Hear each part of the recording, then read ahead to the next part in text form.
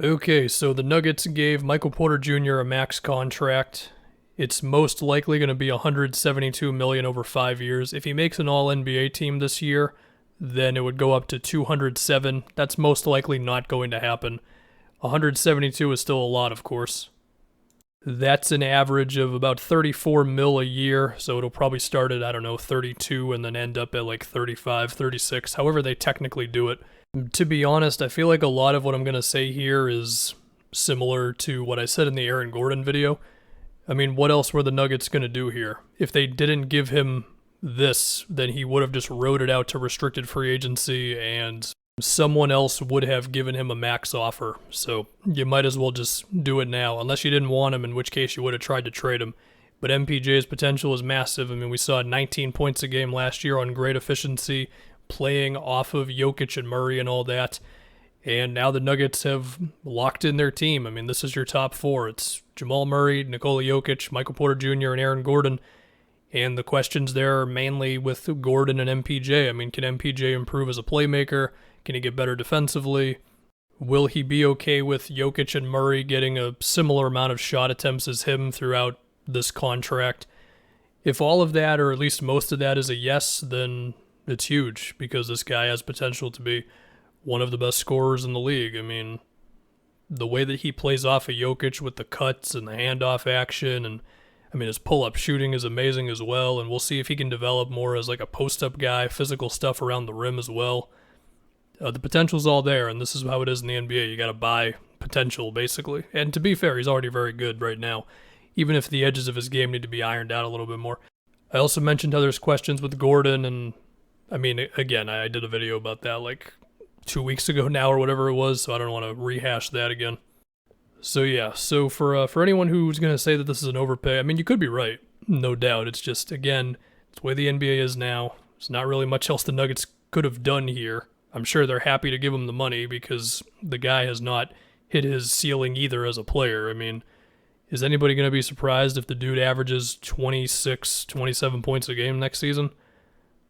I mean, it's fair not to predict that, but I don't think anybody would be shocked either. I mean, the guy was the consensus number one overall pick a few years ago for a reason.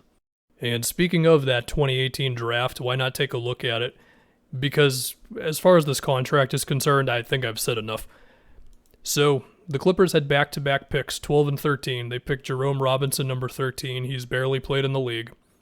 And look, man, a lot of teams were freaked out about MPJ's back. I think it's still fair to have some concerns about it with this contract. But you just think about the what if. I mean, what happens if MPJ is on the Clippers for the past couple seasons, especially this previous season? What happens there, you know? You look at the Knicks drafting Kevin Knox, number 9.